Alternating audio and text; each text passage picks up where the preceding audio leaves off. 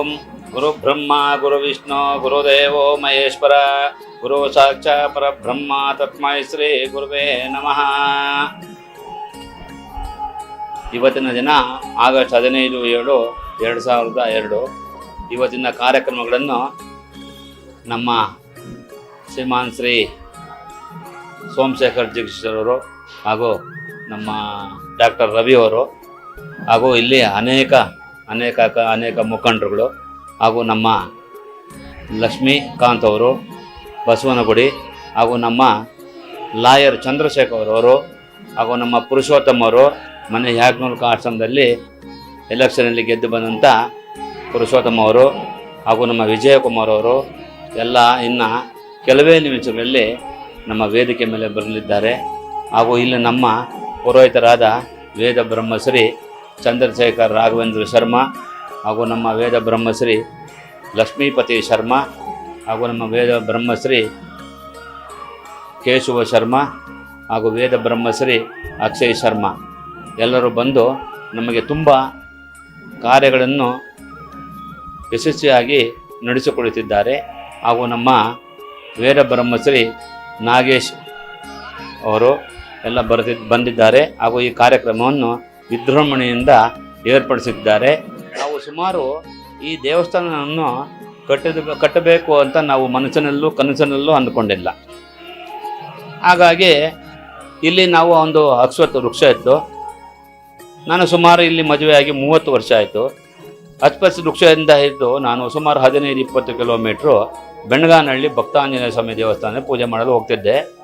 ಆಗ ನನಗೆ ಇಲ್ಲಿ ಭಗವಂತ ಭಕ್ತರು ಕದರಿಗೆ ಹೋಗಬೇಕು ಅಂತ ಅನೇಕ ಜನ ಸುಮಾರು ಕೇಳಿಕೊಂಡು ಬಂದಾಗ, ಸ್ವಾಮಿ ಅಷ್ಟು ದೂರ ಹೋಗಬೇಕು, ನಮಗೆ ತಾಪತ್ರಗಳು ತೊಂದರೆಗಳು ಇವೆಲ್ಲ ಉಂಟಾಗುತ್ತಿದೆ, ಏನಾದರೂ ಮಾಡಿ ಈ ಭಗವಂತನನ್ನು ಒಂದು ಆರಾಧನೆ ಮಾಡಿ ಎಲ್ಲರೂ ನೆಲ ಜಾಗ ಕೊಟ್ಟರೆ ಇದೊಂದು ಮಾಡಿ ಅಂತ ಅವರು ಹೇಳಿದರು. ಆಗ ನಾನು ಕದರಿಗೆ ಹಿಂದೆನೇ ಪ್ರಯಾಣ ಮಾಡಿ ಕದರಿ ನರಸಿಂಹನನ್ನು ಅಲ್ಲಿ ಹೋಗಿ ಬೇಡಿ ಆ ಮಹಾನುಭಾವ ಕದರಿ ನರಸಿಂಹನು ಅಲ್ಲಿ ಪೂಜಾ ಮಾಡಿ ಆ ನರಸಿಂಹನನ್ನು ನನಗೆ ಒಂದು ಬಲಗಡೆಯಿಂದ ಹೂನಾರವನ್ನು ಕೊಟ್ಟು ಆ ಪೂಜಾರುಗಳನ್ನು ನನಗೆ ಯಥೇಚ್ಛವಾಗಿ ಆಶೀರ್ವಾದವನ್ನು ಮಾಡಿ ನನ್ನನ್ನು ಇಲ್ಲಿ ಬರಮಾಡಿಕೊಂಡರು. ಆಗ ನನ್ನ ಕನಸಿನಲ್ಲಿ ಬಂದಾಗ ಈ ಮಹಾನುಭಾವನನ್ನು ಇಲ್ಲಿ ಪ್ರತಿಷ್ಠಾಪನೆ ಯಾಕೆ ಮಾಡಬಾರದು ಅಂತ ಅಂದುಕೊಂಡಾಗ ಅವಾಗ ಇಲ್ಲಿ ಲಕ್ಷ್ಮೀ ನರಸಿಂಹ ಮತ್ತು ಸುತ್ತಮುತ್ತಲೂ ಅನೇಕ ಕಡೆ ಭಕ್ತ ಆಂಜನೇಯ ಸ್ವಾಮಿ ಇರಲಿಲ್ಲ. ನಾನು ಯಾವಾಗೂ ಭಕ್ತಾಂಜನೇಯ ಸ್ವಾಮಿ, ಗುಂಡಾಂಜನೇಯ ಸ್ವಾಮಿ, ಬೆಟ್ಟದ ಆಂಜನೇಯ ಸ್ವಾಮಿ ಇದನ್ನೇ ಮಾಡ್ಕೊಂಡು ಹೋಗ್ತಾ ಇದ್ದಾಗ ಇಲ್ಲಿ ಪಂಚಮುಖಿ ಆಂಜನೇಯ ಸ್ವಾಮಿ ಇರಲಿಲ್ಲ. ಅದಕ್ಕೋಸ್ಕರಾಗಿ ಈ ಪಂಚಮುಖಿ ಆಂಜನೇಯನ್ನು ಕನಸಿನಲ್ಲಿ ಬಂದು ನನ್ನನ್ನು ಇಲ್ಲಿ ಒಂದು ನೆಲೆ ಮಾಡಿ ಜಾಗ ಕೊಟ್ಟರೆ ನಾನು ಬಂದು ಇಲ್ಲಿ ನಿಮಗೆ ಆಶೀರ್ವಾದ ಮಾಡುತ್ತೇನೆ ಅಂತ ಆ ಭಗವಂತನು ನಮಗೆ ಪ್ರೇರಣೆ ಕೊಟ್ಟರು. ಆಗ ಎಲ್ಲರೂ ಬಂದಾಗ ನಮ್ಮ ಗಣಪತಿನೂ ನಮಗೆ ನಾವೆಲ್ಲ ಬಂದು ಕೂತಾಗ ಗಣಪತಿ ಮೇನು ಬೇಕು ಅಂತೇಳಿ ಆಗ ಗಣಪತಿ, ಮಹಾಲಕ್ಷ್ಮೀ ನರಸಿಂಹ ಹಾಗೂ ಪಂಚಮುಖಿ ಆಂಜನೇಯ ಸ್ವಾಮಿ ಈ ಜಾಗವನ್ನು ಕೊಟ್ಟಾಗ ನಾನು ಇದೆಲ್ಲ ಅಭಿವೃದ್ಧಿ ಮಾಡಿದ್ದೇನೆ. ಈಗ ಸುತ್ತಮುತ್ತಲು ಗ್ರಾಮಸ್ಥರು ಆಗ ಸುತ್ತಮುತ್ತಲು ನಮ್ಮ ಭಕ್ತಾದಿಗಳು ತುಂಬ ಸಪೋರ್ಟ್ ಮಾಡಿದ್ದಾರೆ. ಇದಕ್ಕೆಲ್ಲ ಮೂಲಕರ್ತರು ಜಾಗದ ಸ್ಥಳಧಾನಿಗಳು ಲಕ್ಷ್ಮೀಕಾಂತಾಚಾರ್ಯ ನಾಗರತ್ನಮ್ಮನವರು ಸ್ಥಳಧಾನಿಗಳು ಹಾಗೂ ಅವರು ಪುತ್ರರಾದ ಗೀತಾನಾರಾಯಣ್ ಅವರು ಈ ಸ್ಥಳಗಳನ್ನು ಫ್ರೀಯಾಗಿ ಕೊಟ್ಟಿದ್ದಾರೆ. ಹಾಗಾಗಿ ನಾನು ಇಲ್ಲಿ ಸುಮಾರು ಕೋಲಾರ ಕಡೆಯಿಂದ ವಲಸೆ ಬಂದು ಇಲ್ಲಿ ನಾನು ಒಂದು ದೇವಸ್ಥಾನವನ್ನು ನಿರ್ಮಾಣ ಮಾಡಿದ್ದೇನೆ. ಭಕ್ತಾದಿಗಳಿಗೆ ನಾವು ಇಲ್ಲಿ ಚೌತಿ ಪೂಜೆ ಮಾಡುತ್ತೇವೆ, ಆಮೇಲೆ ಸತ್ಯನಾರಾಯಣ ಪೂಜೆ ಮಾಡುತ್ತೇವೆ, ಆಮೇಲೆ ನರಸಿಂಹ ಜಯಂತಿ ಮಾಡುತ್ತೇವೆ, ಆಮೇಲೆ ಪಂಚಮುಖಿ ಆಂಜನೇಯ ಸ್ವಾಮಿ ಇರೋದ್ರಿಂದ ಹನುಮಂತ ಜಯಂತಿ ಮಾಡುತ್ತೇವೆ. ಈ ಕಾರ್ಯಕ್ರಮದಲ್ಲಿ ನಾವು ಒಮ್ಮಿಕೊಂಡು ಭಕ್ತಾದಿಗಳಿಗೆ ನಾವು ಸಮರ್ಪಣೆ ಮಾಡುತ್ತಿದ್ದೇವೆ. ಪ್ರತಿದಿನ ಏನಿಲ್ಲ ಅಂದ್ರೂ ಅಂದಾಜು ಒಂದು 100 ಜನ ಆದರೂ ಬರುತ್ತಿದ್ದಾರೆ. ಹಾಗೂ ಈ ಫಂಕ್ಷನ್ಗಳಿಗೆ ಸುಮಾರು ಕಾರ್ಯಕರ್ತರು ಬರ್ತಾ ಇದ್ದಾರೆ. ಈಗ ಅನಿವಾರ್ಯದಿಂದ ಮಕ್ಕಳು ಸ್ಕೂಲ್ ಕರ್ಕೊಂಡು ಹೋಗೋದು ಬಿಡೋದು ಅವ್ರಿಗೂ ತೊಂದರೆ ತಾಪತ್ರಗಳಿಂದ ಸ್ವಲ್ಪ ಜನಗಳು ನಮಗೆ ಇಲ್ಲಿ ಇವತ್ತಿನ ದಿವಸ ಬಂದಿಲ್ಲ. ಬೆಳಗ್ಗೆ ಪಂಚಾಮೃತ ಅಭಿಷೇಕ, ಸುಪ್ರಭಾರತ ಸೇವೆ ಹಾಗೂ ನಮ್ಮ ಈ ಕಾರ್ಯಕ್ರಮದಲ್ಲಿ ಹಮ್ಮಿಕೊಂಡಿದ್ದೇವೆ. ಹೋಮ ಹವನ, ಆಮೇಲೆ ಕಲ್ಯಾಣೋತ್ಸವಗಳು, ಮದುವೆಗಳು, ಮುಂಜಿಗಳು, ಆಮೇಲೆ ಈ ಮಕ್ಕಳಿಗೆ ತಲೆ ಕೂದಲು ಕೊಡುವಂಥದ್ದು ಕಾರ್ಯಕ್ರಮಗಳು ಇವೆಲ್ಲ ಇಲ್ಲಿ ನಡೆಯುತ್ತೆ.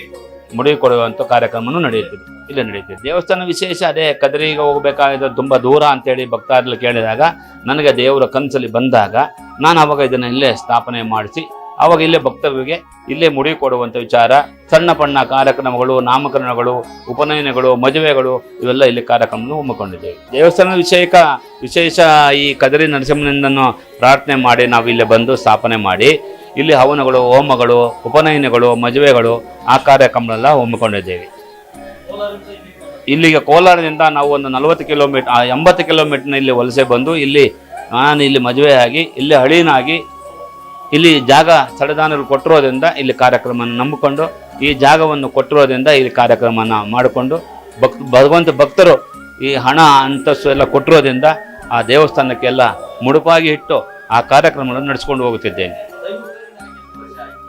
ಸುಮಾರು ದೇವರ ಪ್ರೇರಣೆ ಹಾಗೆ ಅಂದರೆ ನಾನು ಮದುವೆಯಾಗಿ 30 ವರ್ಷ ಆಯಿತು. 30 ವರ್ಷದಿಂದಲೂ ನಾನು ಅಲ್ಲಿ ಇಲ್ಲಿ ಪೂಜೆ ಪುನಸ್ಕಾರ ಮಾಡಿಕೊಂಡು ಬರ್ತಿದ್ದೆ. ಹಾಗೆ ನಮ್ಮ ಲಕ್ಷ್ಮೀಕಾಂತಾಚಾರ್ಯ ವೇದ ಬ್ರಹ್ಮಶ್ರೀ ಲಕ್ಷ್ಮೀಕಾಂತಾಚಾರ್ಯರು ಹಳೆ ಆಗಿರೋದ್ರಿಂದ ಅವರು ಸ್ಥಳವನ್ನು ಕೊಟ್ಟಿರೋದ್ರಿಂದ ಅಲ್ಲಿಂದ ನನಗೆ ಒಂದು 5 ವರ್ಷದಿಂದ ದೇವರನ್ನು ನನಗೆ ಸ್ಥಾಪನೆ ಮಾಡಬೇಕು ಅಂತ ಕನಸಲ್ಲಿ ಬಂದು ಈ ಜಾಗದಲ್ಲಿ ಈ ದೇವರುಗಳನ್ನು ಪ್ರತಿಷ್ಠಾಪನೆ ಮಾಡಿದ್ದೇನೆ. ಇಲ್ಲ ಆ ಸ್ಥಾಪನೆ ಮಾಡಿದ್ದೇವೆ. ಈ ಕಾರ್ಯಕ್ರಮಗಳು ಬಂದಾಗ ಹೋದಾಗ ನನಗೆ ಆವತ್ತು ನೈಟ್ ಆಗಲಿ ಬೆಳಗ್ಗೆ ಆಗಲಿ ಸಾಯಂಕಾಲ ಆಗಿ ಸ್ವಲ್ಪ ದೇವರು ನನಗೆ ಅದು ಮೈ ಮೇಲೆ ಇರುತ್ತದೆ ಭಗವಂತನ ಕೃಪೆಯಿಂದ. ಈ ಕೊಡಿಗೆಹಳ್ಳಿ ಜನಗಳು ಸ್ವಲ್ಪ ನಮಗೆ ದೇವಸ್ಥಾನ ಕಟ್ಟಲು ಹೋದಾಗ ಅವರು ಸ್ವಲ್ಪ ತಕ್ಕಮಟ್ಟಾಗಿ ಅವರುಗಳು ವ್ಯವಸ್ಥೆ ಮಾಡಿದ್ದಾರೆ. ಆ ದೇವಸ್ಥಾನಕ್ಕೆ ಎಲ್ಲ ಹಾಕಿ ಅದನ್ನು ಸಮರ್ಪಣೆ ಮಾಡಿದ್ದೇನೆ. ತುಂಬ ಧನ್ಯವಾದಗಳು. ಹಾಗಾಗಿ ನಾವು ಬಂದು ಸಹಕಾರ ಕೊಟ್ಟು ಹೋಗ್ತಾ ಇರ್ತೀವಿ. ದೇವರು ಚೆನ್ನಾಗಿ ಇವರಿಗೆ ಆಶೀರ್ವಾದ ಕೊಟ್ಟಿದ್ದಾನೆ. ಆದ್ದರಿಂದ ಪೂಜೆಗಳು ಚೆನ್ನಾಗಿ ನಡೀತಾ ಇದೆ. ಬೆಳಗಿನ ಜಾವ 5 ಗಂಟೆ ತೆಗಿತಾರೆ, 11 ಗಂಟೆವರೆಗೂ ದೇವಸ್ಥಾನದಲ್ಲಿ ಇರ್ತಾರೆ. ಸಂಜೆ 5 ಗಂಟೆ ತೆಗಿತಾರೆ, 8:30 9 ಗಂಟೆವರೆಗೂ ಇರ್ತಾರೆ. ಪ್ರಜೆಗಳು ಬರಲಿ ಬರದೇ ಹೋಗಲಿ ಸೇವೆ ನಡೀತಾ ಇರುತ್ತೆ. ಡೈಲಿ ಪೂಜೆ ನಡೀತಾನೆ ಇರುತ್ತೆ. ಸದಾ ಪೂಜೆ ನಡೆಸ್ಕೊಂಡು ಎಲ್ಲ ಜನಗಳ ಹತ್ರ ಒಂದು ಭಾಗಿಯಾಗಿ ದೇವಸ್ಥಾನನ ಒಂದು ಪ್ರವೃತ್ತಿ ಮಾಡಿಕೊಂಡು ಕಾಲ ಕಳ್ಕೊಂಡು ಬರ್ತಾ ಇದ್ದಾರೆ. ಪೂಜೆಗಳು ಚೆನ್ನಾಗಿ ನಡೀತಾನೆ ಇದೆ. ಇಲ್ಲಿ ಕಲ್ಯಾಣೋತ್ಸವಗಳು, ಅಭಿಷೇಕಗಳು, ಪ್ರತಿಯೊಂದು ಕಾರ್ಯಕ್ರಮಗಳು, ಸಂಕಷ್ಟ ಗಣಪತಿ, ಸತ್ಯನಾರಾಯಣ ಪೂಜೆಗಳು, ಆಮೇಲೆ ಯಾವುದಾದ್ರೂ ಬಂದರೆ ಮದುವೆಗಳು ಅವೆಲ್ಲ ನಡೆಸ್ಕೊಂಡು ಹೋಗ್ತಾ ಇದ್ದಾರೆ. ನಾವು ಸುಮಾರು ಒಂದು 20 ವರ್ಷದಿಂದ ನಾವು ಮಾಡ್ಕೊಂಡು ಬರ್ತಾ ಇದ್ದೀವಿ. ನಮ್ಮ ತಮ್ಮನವರು ಮಾಡ್ತಾನೆ ಇದ್ದಾರೆ, ನಾವು ಮಾಡ್ಕೊಂಡು ಬರ್ತಾ ಇದ್ದೀವಿ. ಈ ಥರ ಎಲ್ಲ ದೇವ್ರ ಕಾರ್ಯಗಳು ನಡೆಸ್ಕೊಂಡು ಬರ್ತಾ ಇದ್ದೀವಿ. ಸ್ವಾಮಿ ದೇವ್ರು ಚೆನ್ನಾಗಿ ಆಶೀರ್ವಾದ ಇಟ್ಟಿದ್ದಾನೆ. ಆದರೂ ಆ ಭಗವಂತ ಅವ್ರಿಗೆ ಆಶೀರ್ವಾದ ಕೊಟ್ಟಿದ್ದಾನೆ. ಹೇಳ್ತಾ ಇದ್ದಾರೆ ಎಲ್ಲ ನಮಗೆ ಚೆನ್ನಾಗಿ ಆಗಿದೆ ಸ್ವಾಮಿ, ನಮಗೇನು ತೊಂದರೆ ಇಲ್ಲ ಅಂತ ಹೇಳಿದ್ದಾರೆ. ಎಲ್ಲ ಭಕ್ತಾದಿಗಳಿಂದ ಸಹಕಾರ ಮಾಡಿಕೊಂಡು ಈ ದೇವಸ್ಥಾನ ಮಾಡಿದ್ದಾರೆ. ಎಲ್ಲ ಸೇವೆಗಳಿಗೂ ನಾವು ಭಾಗಿಯಾಗ್ತೀವಿ. ಏನೇ ಸೇವೆ ಇರಲಿ, ಇಲ್ಲಿ ಯಾವುದೇ ಆಗಲಿ ಪ್ರತ್ಯಕ್ಷವಾಗಿ ನಾವು ಇಲ್ಲೇ ಇರ್ತೀವಿ.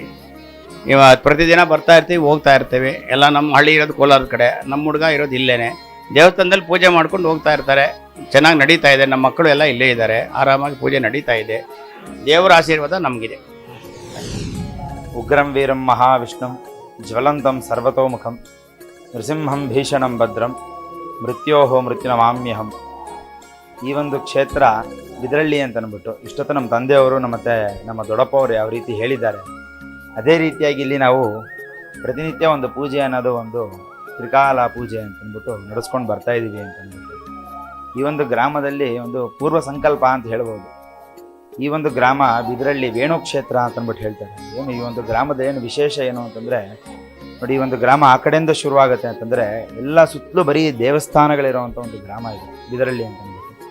ಈ ಕಡೆ ಬಂತು ಅಂತಂದರೆ ಗ್ರಾಮ ದೇವತೆ ಪಟಾಲಮ್ಮ ಮತ್ತು ಮಾರಮ್ಮ, ಆ ಕಡೆ ಅಂತಂದರೆ ಸಫಲಮ್ಮ, ಮತ್ತು ಇದೇ ರೀತಿ ಈ ಕಡೆ ದುಗ್ಗಲಮ್ಮ ಇದೆ. ಮತ್ತು ಒಂದು ಪೂರ್ವಕಾಲದಲ್ಲಿ ಆಗಿರುವಂಥ ಒಂದು ಪರಮೇಶ್ವರ ಶಿವನ ದೇವಸ್ಥಾನ, ಕಾಶಿ ವಿಶ್ವನಾಥನ ದೇವಸ್ಥಾನ ಇದೆ.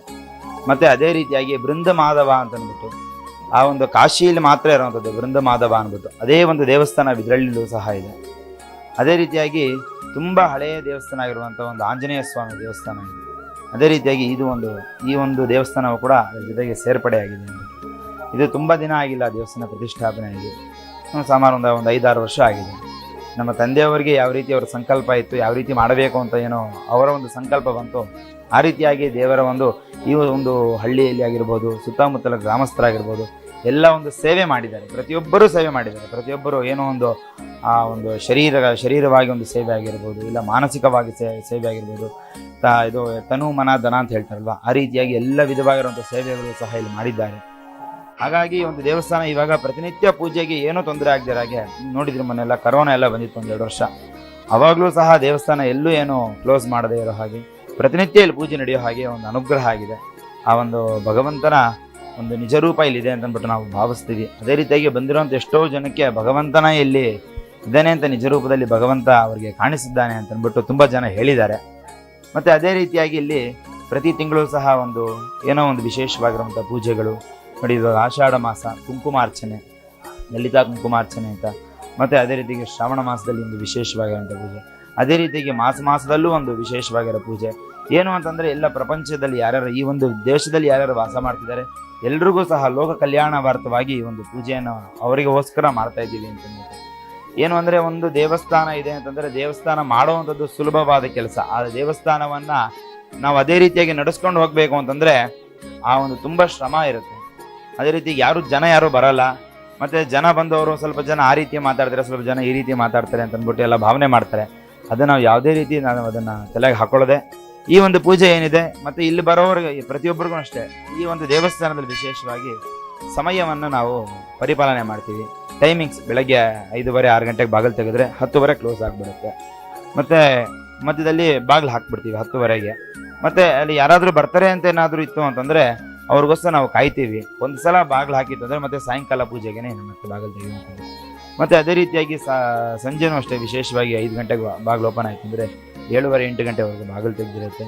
ಅದೇ ರೀತಿಯಾಗಿ ಎಲ್ಲ ವಿಧವಾಗಿರುವಂಥ ಅನುಗ್ರಹ ಏನು ಯಾವುದೇ ರೀತಿ ತೊಂದರೆಗಳಿಲ್ಲದಾಗೆ ಇಲ್ಲಿ ಪೂಜೆ ನಡೀತಾ ಇದೆ. ಇದೇ ರೀತಿಯಾಗಿ ಎಲ್ಲರ ಆ ಒಂದು ಏನಂತಾರೆ ಸಹಕಾರ ಇದರಿಂದ ನಾವು ಜೊತೆಲಿ ಹೋಗ್ತಾ ಇದ್ದೀವಿ ಅಂತ ಹೇಳೋದಕ್ಕೆ ಇಷ್ಟಪಡ್ತೀನಿ. ಹರಿ ಓಂ.